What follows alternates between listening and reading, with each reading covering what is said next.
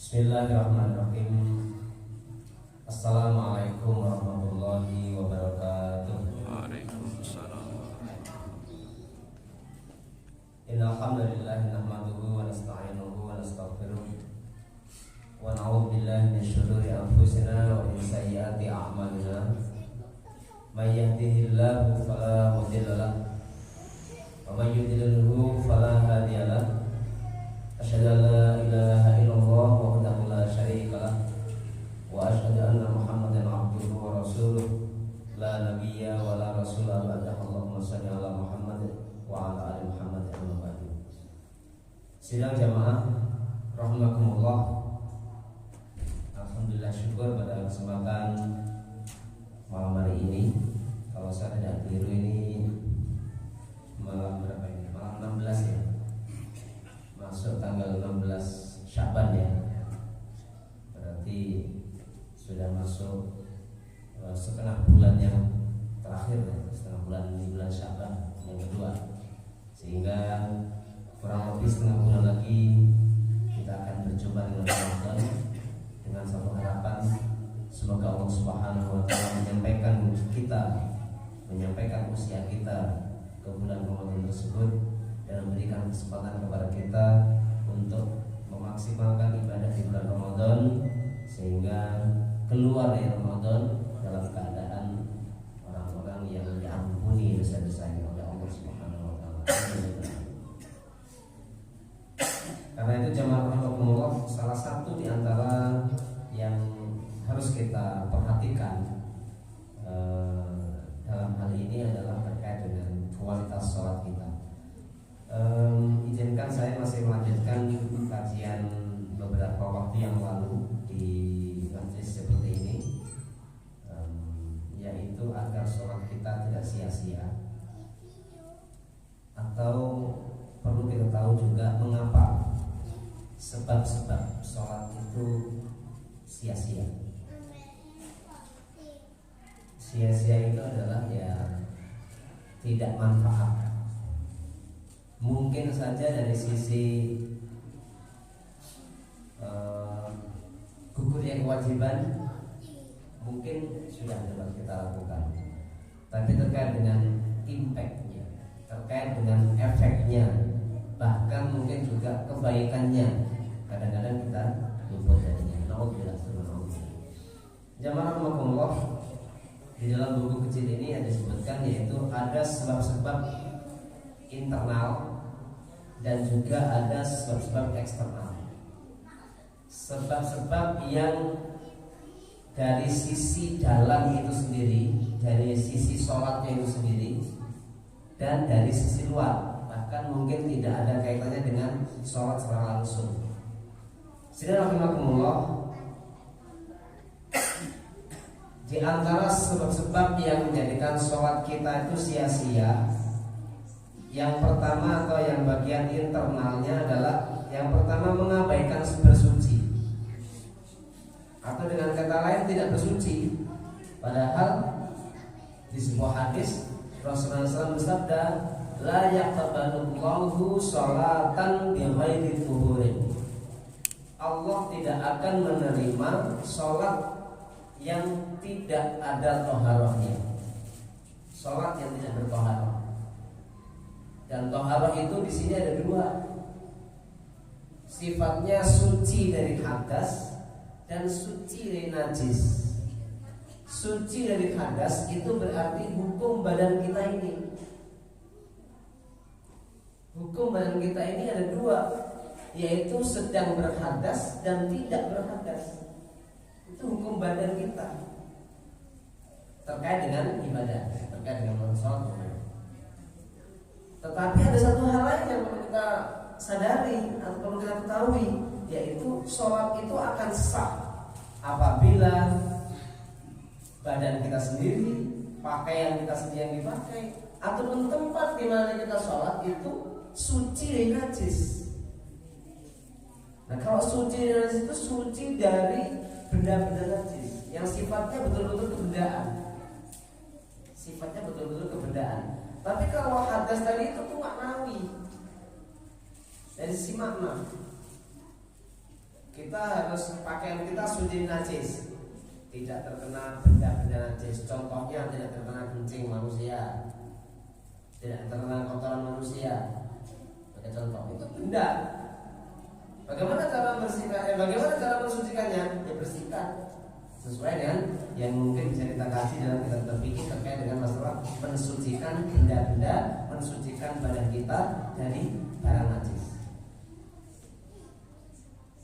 Maka dua hal ini, suci dari hadas yang terkait dengan hukum badan kita, dan suci dari najis terkait dengan badan kita, pakaian kita, tempat yang kita pakai atau tempat di mana kita melaksanakan sholat di sini. Ini yang pertama jemaah umum. Kemudian yang kedua, yaitu tidak menyempurnakan wudu. Ada satu riwayat, yaitu seseorang itu wudunya itu enggak pas. Maka Rasulullah memerintahkan kepada orang tersebut untuk mengulangi berwudu. Jadi ada sebuah hadis, ini riwayat riwayat Abu Dawud ya, dan disahihkan oleh Albani. Anna Nabiya sallallahu alaihi wasallam ra'a rajulan. Rasulullah SAW melihat seseorang yusolli, sedang sholat, wa fi dhahri qadamihi lum'atun qadru dirham lam yusibhal ma'u. Beliau lihat di punggung kaki seseorang itu, fi dhahri qadamihi berarti di bagian atasnya kaki, ya punggung kaki ya, ada satu ya lum'atun, katakanlah sebutiran gitu ya, seukuran dirham saat itu, seukuran dirham koin saat itu, yang tidak terkena air. Fa'amara Nabi sallallahu alaihi wasallam ayyu'idal wudu'a was salata. Rasul menyuruh orang tersebut mengulangi wudu dan salat lagi. Ini satu riwayat. Ada satu riwayat yang lain lagi. Rasulullah SAW juga bersabda, wailul lil aqabi minan nar. Celakalah bagi tumit-tumit yang tidak terbasuh air saat wudu dengan dijilat api neraka. Jadi hadis ini dalam satu kitab pernah saya baca itu ada apa namanya, kalimat sebelumnya, yaitu apa? Asbihul wudu, yang artinya sempurnakan wudu. Ternyata kata-kata asbihul wudu itu bukan saja Rasul, tapi kata-kata sahabat yang meriwayatkan hadis itu. Ini dalam ilmu hadis, kata-kata asbihul wudu tidak boleh disematkan kepada Rasulullah. Karena kalau disematkan kepada Rasul, hadisnya jadi hadis yang lemah. Tapi kalau diputus, hanya diungkapkan dari kata-kata wailul lil aqabi minan nar, dalam hadis Rasul, itu sahih. Memang kalau isinya nggak salah sebenarnya. Sahabat tersebut mengingatkan, sempurnakan wudu. Ini kalau kita pahami, karena Rasul pernah bersabda, gitu. Celakalah tumit-tumit yang tidak terbasuh dengan air wudu, nanti akan dijerat dengan api neraka. Tapi dalam redaksi hadis yang ditulis oleh para penulis hadis berikutnya, seolah jadi satu. Kata-kata sahabat tadi itu nyambung kepada kata Rasul tanpa ada pemisah. Jamaah rahimakumullah, ini terkait dengan wudu. Karena itu kita juga harus waspada terkait dengan apa? Kesemuran wudu kita. Mungkin ada benda-benda yang nempel lalu menghalangi sampainya air wudu ke kulit kita. Contohnya apa misalnya? Nggak kita sadari ternyata apa? Kena lakban. Ya kalau lakbannya lakban yang apa? Yang kain, air masuk. Tapi kalau plastik kan nggak masuk, nggak ngenai berat-berat kita. Demikian juga misalnya kena getah yang menutupi. Contohnya getah apa ya? Nangka ya, getah nangka. Itu harus kita bersihkan dulu. Bagaimana kalau hanya sedikit banget, hanya kita nggak bisa melihat fisiknya atau nggak bisa, hanya terasa agak lengket-lengket dikit, nah itu aku ya seperti ini. Karena karena dalam agama Islam yang sifatnya sangat sulit ataupun sangat sedikit itu dimaafkan. Tapi kalau yang betul-betul kelihatan, yang betul-betul nyata menghalangi air wudu, itu harus kita urai dulu atau yang lain. Ini agar apa? Air wudu itu masuk atau sampai kepada kulit yang menjadi anggota wudu kita. Jadi efeknya apa, Pak? Ya efeknya kan wudunya nggak sah kalau nggak nyampe. Efek beratnya apa? Efek beratnya karena wudunya nggak sah, berarti belum tahu kita. Kalau belum tahu berarti sholatnya nggak sah juga. Ya kan? Dalam hadis yang lain, la tuqbalu, Rasul bersabda, la tuqbalu sholatu ahadikum idza ahdatha hatta yatawadda. Allah tidak akan menerima sholat salah seorang di antara kalian jika dia berhadas sampai dia berwudu. Nah kalau tanda-tanda wudu atau wudu itu tidak sah, berarti efeknya sholatnya juga nggak akan terima. Nah ini. Oleh karena itu jamaah rahimahullah, berhati-hatilah terkait dengan masalah wudu ini sehingga betul-betul kita akan mendapati atau mempunyai wudu yang betul-betul baik. Itu sebab yang kedua. Sebab yang ketiga, tidak membaca surat Al-Fatihah.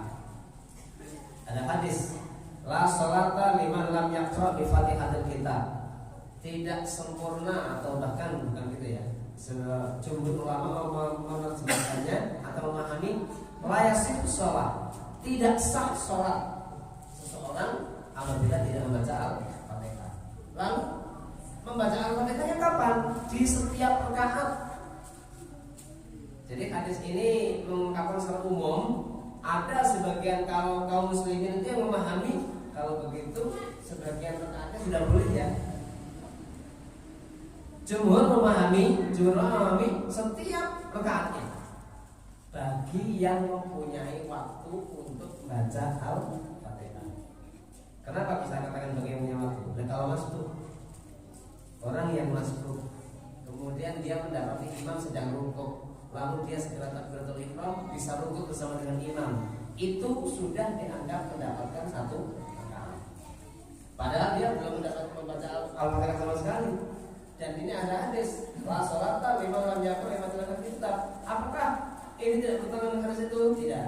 Karena apa? Ada hadis yang lain yang menjelaskan barang siapa yang masuk, dia dapat imam dalam keadaan rukuk, lalu dia masih mampu melaksanakan rukuk bersama dengan imam dengan tumaninah ya, maka dia dianggap mendapatkan satu rakaat. Dan hadis itu sahih, diterima oleh semua para ulama. Tetapi barang siapa yang mempunyai waktu untuk membaca surat Al-Fatihah kok tidak membaca, maka sholatnya tidak sah. Nah, ini ada diskusi di sini. Bagaimana dengan makmum? Makmum yang di belakang imam. Nah, di sini di kalangan para ulama memang di kalangan mazhab juga memang ada sedikit perbedaan, ada beberapa perbedaan dalam masalah ini. Satu, jika sholatnya jahar, contohnya apa? 2 rakaat di sholat maghrib yang awal, 2 rakaat di sholat isya yang awal, dan di sholat subuh. Itu kan sholat jahar semua. Maka bagi kalangan Hanafiyah itu tidak usah baca Al-Fatihah. Tapi di kalangan Syafi'iyah wajib baca Al-Fatihah. Di kalangan Syafi'i wajib baca. Tapi di kalangan Hanafi, kalau saya keliru ya, mohon maaf nanti kalau saya keliru, itu tidak wajib. Karena apa? Ada hadis, qiraatul imam, man lahu imam, fa qiraatul imam lahu qiraat. Barang siapa yang punya imam, maka bacaan imam menjadi bacaan bagi dirinya. Ada di makmum. Walaupun hadis ini ada yang menyatakan derajatnya dhaif. Oleh karena itu yang kalau kita akan mengikuti yang lebih berhati-hati, kalian siapa yang lebih hati-hati? Kalian Syafi'iyah, maka bagusnya baca. Terus kapan kalau imamnya sedang baca Al-Fatihah? Di kalangan Syafi'iyah itu diberi satu anjuran, membaca Al-Fatihahnya bagi si makmum setelah imam membaca Al-Fatihah.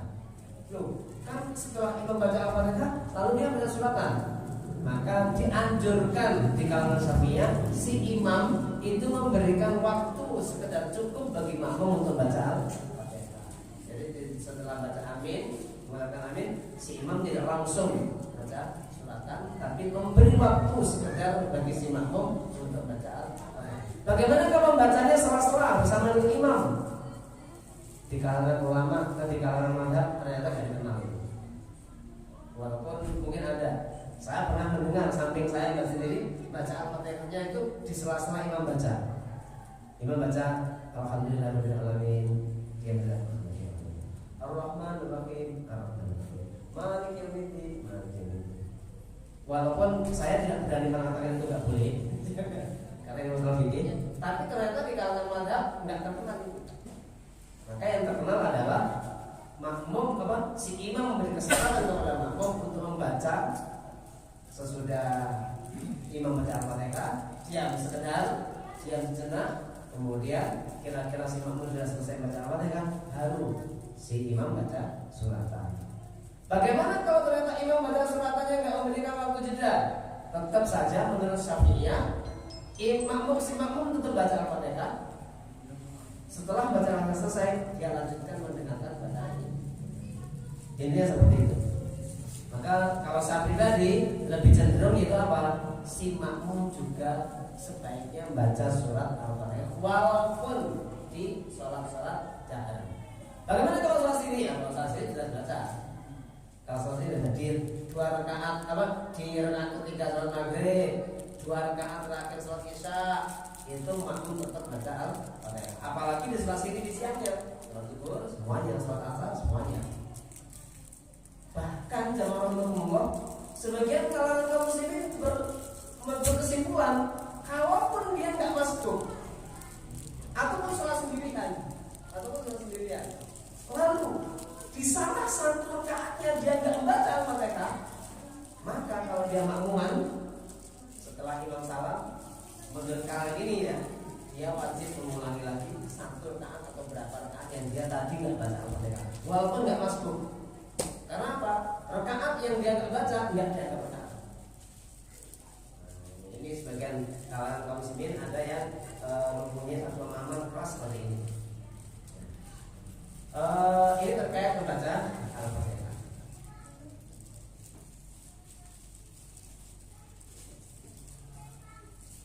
Kemudian yang berikutnya jemaah rahimahullah, tidak menyempurnakan rukuk dan sujud. Ini sebab sholat gak diterima.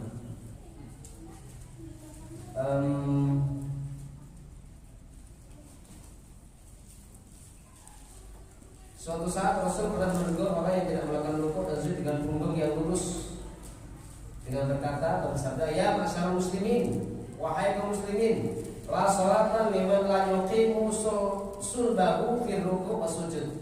Sesungguhnya tidak sempurna salat seseorang yang tidak meluruskan tulang punggungnya saat rukuk dan sujud. Dan ini bisa dikatakan saat ini adalah rukuk dan sujud dengan sempurna.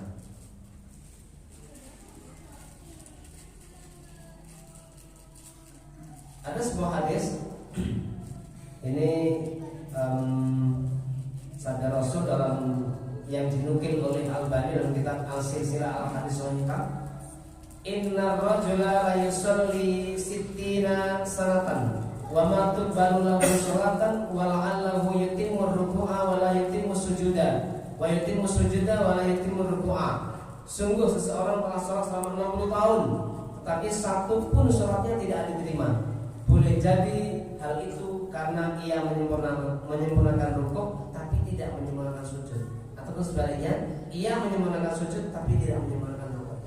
Hadis riwayat Abu Qasim Al-Asbahani dan dinilai hasan oleh Al-Albani. Rukuk dan sujud ini nanti ada kaitannya dengan tumanina. Sempurna rukuk dan sujud itu nanti ada kaitannya dengan tumanina. Yaitu apa? Sempurna dan ada jeda cukup tenang di dalam rukuk dan sujud tersebut. Kalau kita baca-baca kitab fikih sunnahnya Said Sabiq, sekedar untuk dikatakan tumakninah secara paling singkat itu cukup orang baca tasbih sekali dengan ucapan subhanallah. Itu sudah bisa dikatakan sebagai tumakninah. Walaupun kalau ditanyakan kualitasnya seperti apa, tentunya beda-beda. ya kan?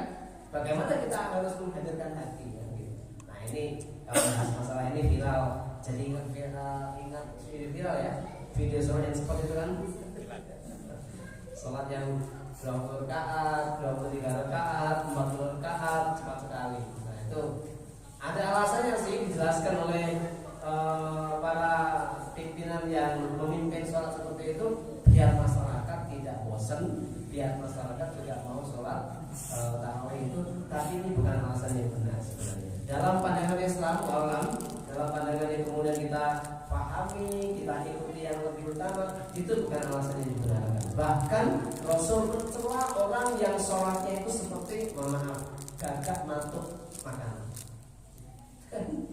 Jelas sekali ya.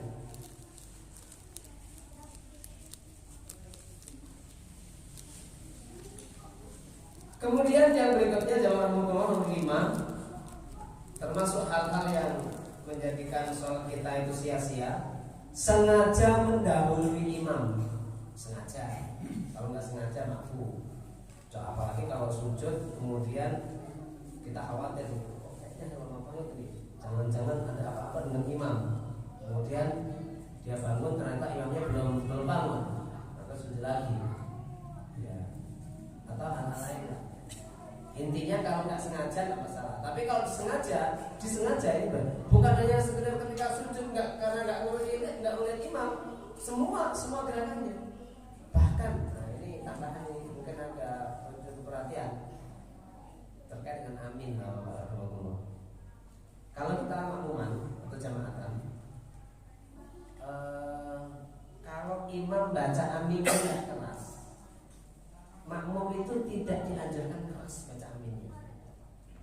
Apalagi kalau di kalangan mazhab Hambali, yang kemudian mazhab Hambali ini banyak diikuti orang-orang kalangan India, Pakistan, Afghanistan. Itu di sana jarang atau bahkan nggak ada secara umum itu yang amin keras dalam sholat itu. Maka kalau ada orang yang mengatakan amin dengan keras, itu jelas bukan orang situ.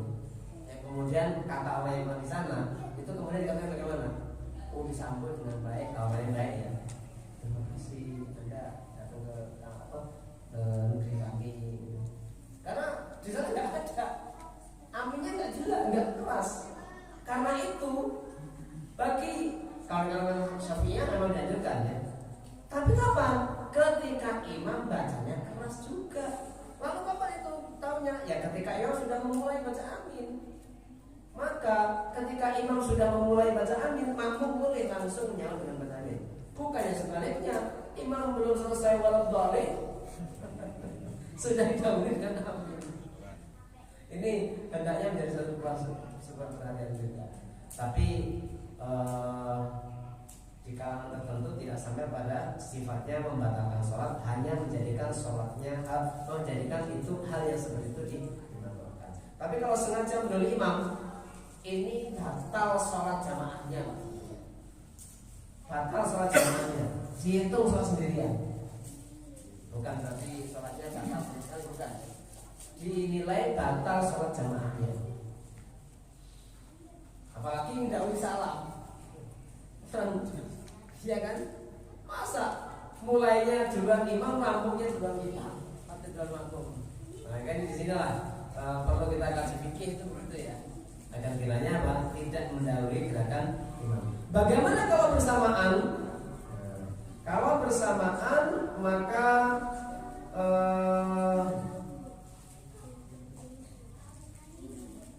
keadaan begini tidak tidak membahayakan, tetapi jangan dibiasakan.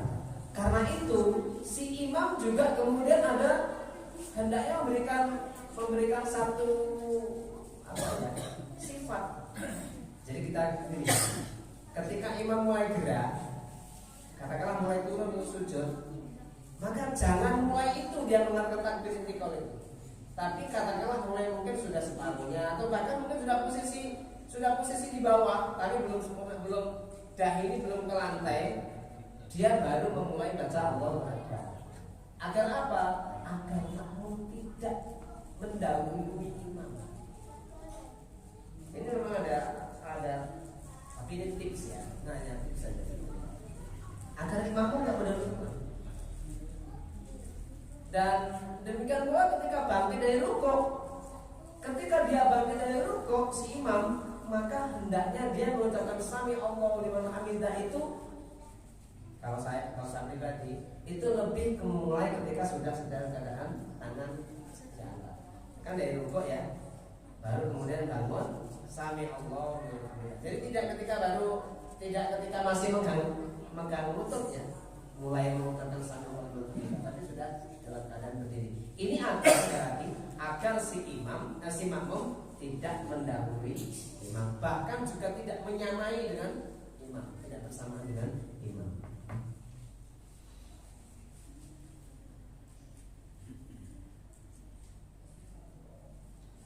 Ada sebuah hadis Rasulullah SAW memberikan peringatan.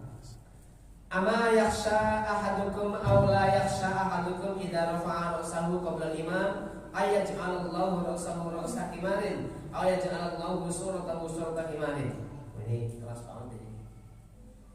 Apakah seorang di antara kalian tidak takut apabila ia mengangkat kepalanya sebelum imam, Allah akan mengganti kepalanya menjadi kepala keledai, atau Allah akan mengubah rupanya menjadi rupa keledai? Hadis riwayat Bukhari. Ini sebenarnya ungkapan yang memberikan makna yang keras. Artinya dilarang, jangan sampai. Kemudian yang berikutnya, tidak tumak ninah. Nah, tadi sudah disinggung ya di atas ya, agar kiranya tumak ninah itu betul-betul ada. Kemudian khusyuk. Yang ketujuh, tidak khusyuk. Nah, ini terkait dengan khusyuk ini sering saya ingatkan pula untuk mengingat merasa pribadi. Apa sih khusyuk itu? Khusyuk itu bukan identik tenang loh. Khusyuk itu belum tentu identik tenang, walaupun salah satu di antara tanda khusyuk itu tenang. Tapi bukan itu ya. Karena apa? Khusyuk itu menghadirkan hati. Tenang tapi hatinya tak kemana. Tenang aja. Tapi pikiran kita ke pasar, ke sawah, ke hewan ternak, ya. Dan itu godaan iblis. Bagaimana kalau kemudian kita terlintas begitu itu, terus sholat kita batal dong? Kita tarik lagi ke hati kita masukkan lagi ke dalam sholat. Itu lagi nggak berapa lama lagi, entah keluar lagi hati kita, masukkan lagi. Sehingga kata Imam Al-Ghazali, mayoritas orang sholat itu begitu. Dari awal sampai akhir itu tarik-tarikan terus dengan iblis. Hanya sedikit orang-orang yang betul bisa khusyuk dari awal sampai akhir. Sedikit sekali. Mayoritas orang sholat itu seperti itu. Oleh karena itu jamaah rahmatullah, ini bukan kemudian maknanya batal sama sekali, tetapi apa? Ya satu upaya untuk menyempurnakan sholat kita, sehingga apa? Sholat kita tidak sia-sia. Ada nilai. Atau dengan kata lain, bahasa saya, ada roh sholat itu betul-betul ada kita dapatkan, sehingga kita mungkin juga akan mendapati apa? Merasa nikmat dalam sholat. Itu udah tingkat tinggi tuh, ya kan? Rasulullah pernah bersabda kepada Bilal, kata dalam sebuah perjalanan, ya Bilal, arif Nabi sholat. Wahai Bilal, istirahatkan kita dengan sholat, sehingga ketika sholat itu kita betul-betul bisa merasa nyaman, bisa merasa hati kita tenang. Itu semoga kita mendapatkan ruh dari sholat itu sendiri. Kemudian jamaah rahmatullah,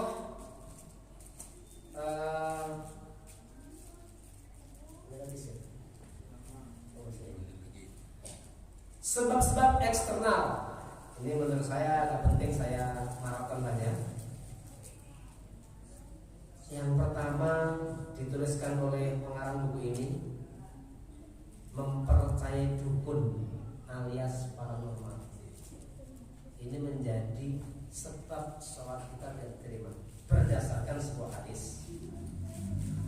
Man ata arrafan, barang siapa yang mendatangi tukang ramal, paranormal, dukun, atau dalam hadis yang lain, man ata kahinan, barang siapa yang betul-betul mendatangi dukun, kahin, fasa'alahu, lalu dia bertanya an syai'in, kepada dukun itu, kepada paranormal tadi tentang sesuatu, maka bagaimana?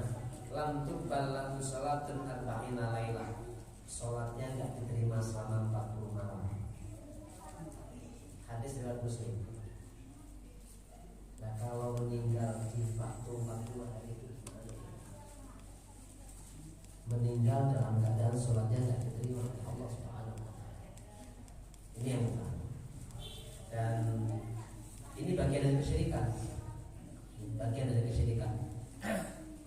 Saya tidak perlu komentar banyak ya terkait dengan masalah ini, karena fenomena kehidupan kita sehari-hari ini terkait dengan masalah ini luar biasa. Luar biasa. Saya tidak berani memastikan apakah ritual kemarin itu juga bagian dari itu atau tidak, saya tidak tahu. Tapi kalau memang bagian dari itu, maka para pihak-pihak yang terlibat, jika memang itu adalah disadari dan nyaman, maka semoga bertobat. Tapi kalau sebuah keterpaksaan, lain urusannya. Kemudian yang kedua, setelah tentang mendatangi tadi ya, dukun ya. Yang kedua adalah minum minuman keras. Artinya masih menjadi peminum ya.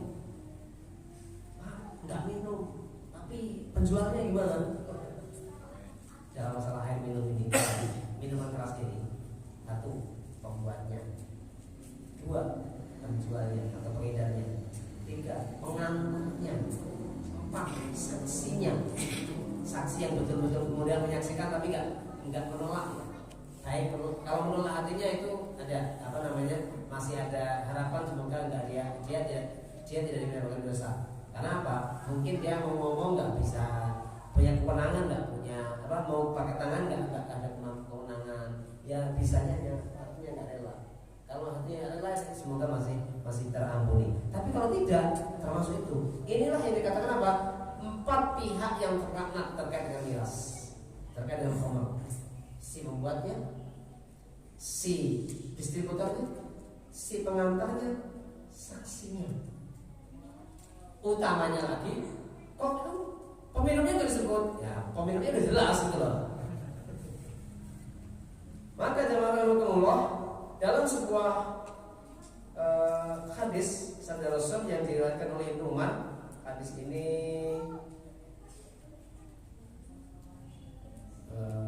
perawinya siapa ini?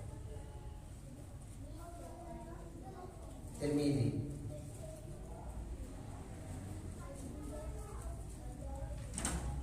Man syaribal khamra, barang siapa minum khamr, lam yaqbalillahu lahu salatan arba'ina subahan, Allah tidak akan terima salatnya selama 40 subuh, maksudnya 40 hari.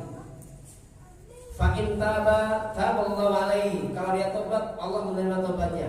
Wa in ada lam yaqbalillahu salatan arba'ina subahan, kalau dia mengulangi lagi Allah tidak akan menerima salatnya 40 hari lagi. Fa in taba taballahu alaihi, kalau dia masih tobat, sudah yang kedua adalah tobat, taballahu alaihi, Allah mengampuninya atau menerima tobatnya. Fa in ada lam yaqbalillahu salatan arba'ina subahan, maka dia kalau mengulangi lagi Allah Subhanahu wa taala tidak menerima salatnya 40 malam atau 40 hari. Fa in taba taballahu alaihi, tapi kalau dia tobat maka dia Allah menerima tobatnya. Tapi selanjutnya fa in ada rabi'ah, kalau dia mengulangi yang keempat, lam yaqbalillahu salatan arba'ina subahan fa in taba lam yatubillahu alaihi, kalau dia melanggar lagi maka Allah tidak akan menerima tobatnya yang kesekian tadi itu, yang kelimanya tadi, wasaqahu min nahril khabal, Allah akan memberikan minum kepada dia dari sungai Khabal. Qila ya Aba Abdurrahman, wahai Abu Abdurrahman, wa ma nahrul khabal?